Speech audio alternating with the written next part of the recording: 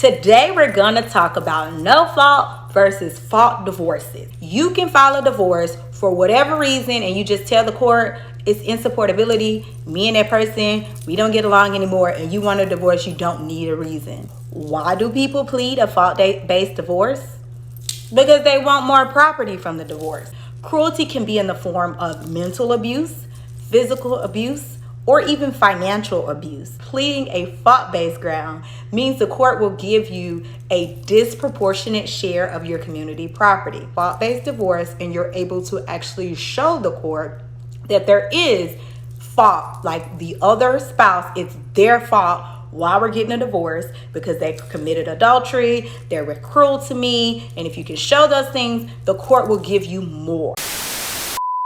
A group of women, they want to get married, they'll go ahead and concede to get married to that guy that is like the safe bet, have kids with him, he eventually bores her, she divorces him, has the kids that she wants, is able to extract resources from him, and then put herself back out into the sexual marketplace, right, while she still has a little bit of value, and find a higher status guy. This is fucking real, guys.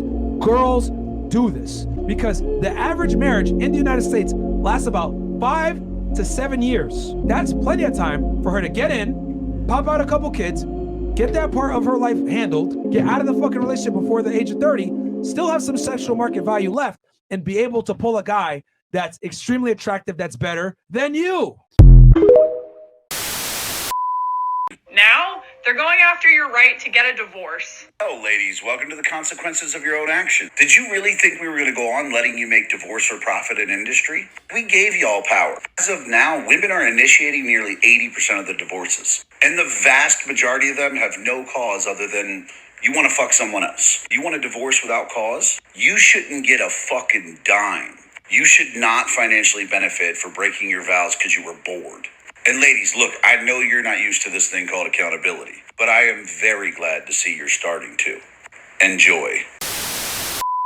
In the past 3 weeks, 5 states have introduced laws to outlaw no-fault divorce. For those of you who don't know, until relatively recently, the only way for a woman to push for divorce from their husband was if the man was at fault in some way. Men, on the other hand, have always been able to have no-fault divorce and leave their wives. So states gave everybody the right to a no-fault divorce. But now Republicans are saying they don't like that. And they're saying that the only reason that a woman should be able to leave their husband is once again proving that he is at fault in some way, citing either abuse or an affair. So in conclusion, they want to go back to the days where women are forced to remain married to men that they don't want to be married to. I'm pretty sure there's a word for that. You shouldn't get a fucking dime. Women initiate 2/3 of heterosexual divorces, so this is a very clear attack on women. This didn't work at all. Outlawing no-fault divorce would mean that women get stuck in abusive marriages and the rate of suicide would increase once again. Republicans want full control over women. They want them to have no autonomy, and honestly, they want them dead. They want them dead. They want them dead. They want them dead. They want them dead.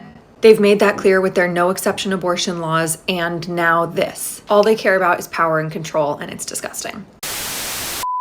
You obviously weren't listening when Daddy was talking. See, I said divorce without cause. It's honestly funny to me seeing men who act like this because they think they're acting all intimidating when they're really just being a silly little guy. Angling the camera so that his jaw looks more masculine and calling himself daddy in the third person. Silly little guy behavior. But legitimately, lawmakers are trying to abolish no-fault divorce. And unfortunately, a bunch of weak men are all agreeing that this should take place. Yet they're gonna act confused when a bunch of men who don't let their wives divorce them mysteriously disappear or pass away from accident, pass away from accident, pass away from accident, pass away from accidents. I wanted to say that men are basically going to be forced to change because there's nothing for them on the other side. It's not women who created the no fap movement. It was men. It's not women who are saying, oh my God, they're so lonely. It's men. So they're going over to this other side that's telling them, you're right. Women are wrong. You don't have to change. all that's happening is they're ending up more miserable than ever. And all these things that men have fought to have access to in the past 20 to 30 years, corn, legal prostitution, smex dolls, AI relationships, these things that men have sworn were going to substitute for real relationships are turning on them. And they're saying, oh my God, we are sick, we're miserable, we've had a surfeit of these things, and we are still lonely, we are still unhappy.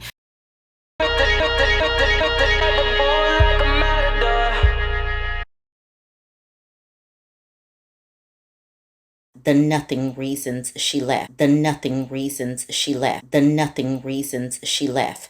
Because men are quick to let us know that women file for 80% of the divorces. Sleepy Badger says, my ex destroyed my veggie garden and chopped down the cherry tree my kids and I planted, all while saying he wanted to make this work. I had asked the question, when did the switch up happen?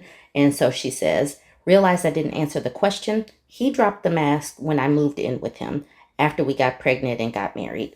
So that is when the switch up happened. This woman says, my ex burned my rose bushes. And then this person says they can't handle seeing their woman nurturing something else. When people intentionally hurt you, it's not an accident. When people intentionally hurt you, it's not an accident. When people intentionally hurt you, it's not an accident. Most men don't file for divorce even after being cheated on, because the risk generally doesn't outweigh the reward. But the reason they don't is because they have way too much to lose. Any party, whether it's man or woman, can run around and cheat and do whatever they want, and it doesn't matter. They could get divorced for any reason and still take half your stuff. Then you got to pay a bunch of child support and possibly alimony, although alimony cases are fairly low nowadays. There's only about 10% of cases that actually pay the alimony. But like that previous video said, 80% of the divorces are being filed by women. They have no risk, or at least very little. No, not a lot of men are really filing for divorce when their wife cheats.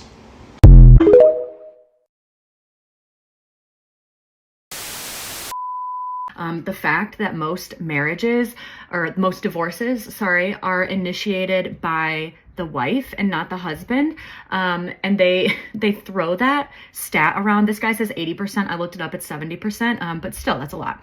If you are ever confused, like what is the guiding light of like the conservative movement right now, their tagline should essentially be make women need men again, because that's like every policy that they're doing. That's the point, like abortion bans, birth control, make housing unaffordable to be a single person and live in an apartment or a house on your own, take away the ability to get a divorce without your husband's permission. Like, they need us to need them. We don't need them, and it's a real big problem for them.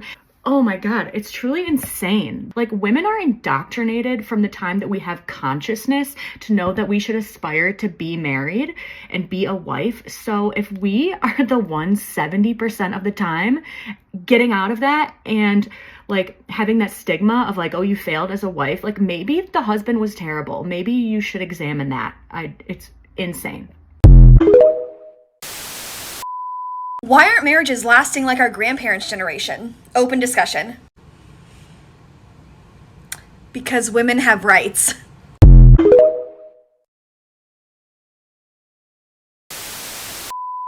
First of all, I want you to understand that a no-fault divorce does not mean that no fault was incurred, because they either don't have the financial ability due to financial abuse. It's true that women do initiate more divorces, but why? Why? Why do you think that is?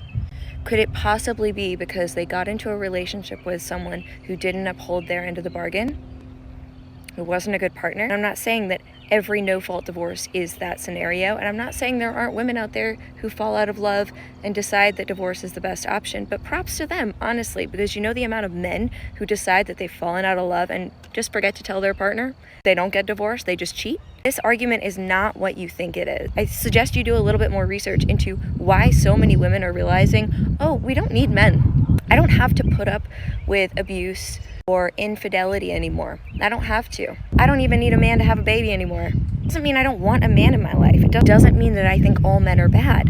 But what you've done is you've taken your scenario and you've made some broad brush assumptions about all women that just aren't true. And if you're gonna think that and you're gonna feel sorry for yourself and be the victim, don't come on and play the victim on the page of a woman who's gotten cheated on and is in the middle of a divorce. Not your audience, dude. You're not gonna find any sympathy here.